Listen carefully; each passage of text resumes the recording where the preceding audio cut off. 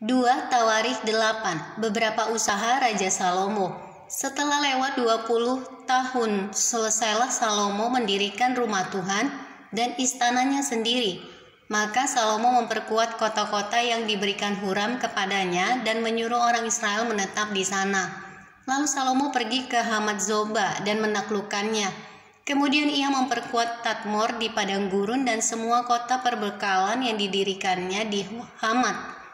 Ia memperkuat juga Bet-horon Hulu dan Bet-horon Hilir menjadi kota kubu yang bertembok, berpintu gerbang dan berpalang, dan juga Baalat dan segala kota perbekalan kepunyaan Salomo, segala kota tempat kereta, kota-kota tempat orang berkuda, dan apa saja yang Salomo ingin mendirikannya di Yerusalem atau di gunung Libanon atau di segenap negeri kekuasaannya.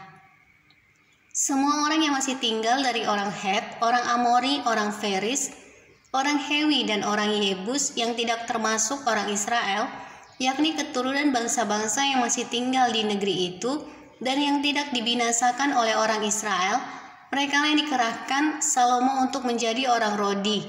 Demikianlah mereka sampai hari ini.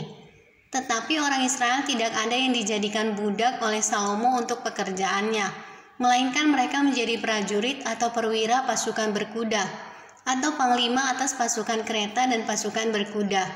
Dan inilah pemimpin-pemimpin umum Raja Salomo, 250 orang yang memerintah rakyat. Dan Salomo memindahkan anak Firaun dari kota Daud di rumah yang didirikannya baginya, karena katanya tidak boleh seorang istriku tinggal dalam istana Daud, Raja Israel, karena tempat-tempat yang telah dimasuki tabut Tuhan adalah kudus. Lalu Salomo mempersembahkan korban-korban bakaran bagi Tuhan di atas mezbah Tuhan yang didirikannya di depan balai bait suci, sesuai dengan apa yang menurut perintah Musa ditetapkan sebagai korban untuk setiap hari, yakni pada hari-hari Sabat, pada bulan-bulan baru, dan 3 kali setahun pada hari-hari raya. Pada hari raya roti tidak beragi, pada hari raya 7 minggu, dan pada hari raya pondok daun.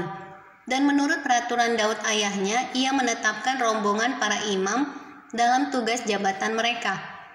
Dan orang-orang Lewi dalam tugas menyanyikan puji-pujian dan menyelenggarakan ibadah di hadapan para imam. Setiap hari menurut yang ditetapkan untuk hari itu, dan juga penunggu-penunggu pintu gerbang dalam rombongan mereka untuk setiap pintu gerbang. Karena demikianlah perintah Daud abdi Allah. Mereka tidak menyimpang dari perintah raja mengenai para imam dan orang-orang Lewi dalam perkara apapun, juga mengenai perbendaharaan. Maka terlaksanalah segala pekerjaan Salomo dari hari dasar rumah Tuhan diletakkan sampai kepada hari rumah itu selesai. Dengan demikian selesailah sudah rumah Tuhan. Kemudian Salomo pergi ke Ezion Geber dan ke Elot yang letaknya di tepi laut di tanah Edom. Dengan perantaraan anak buahnya, Huram mengirim kapal-kapal kepadanya dan anak buah yang tahu tentang laut. Bersama-sama anak buah Salomo mereka sampai ke Ofir, dan dari sana mereka mengambil 450 talenta emas yang mereka bawa kepada Raja Salomo.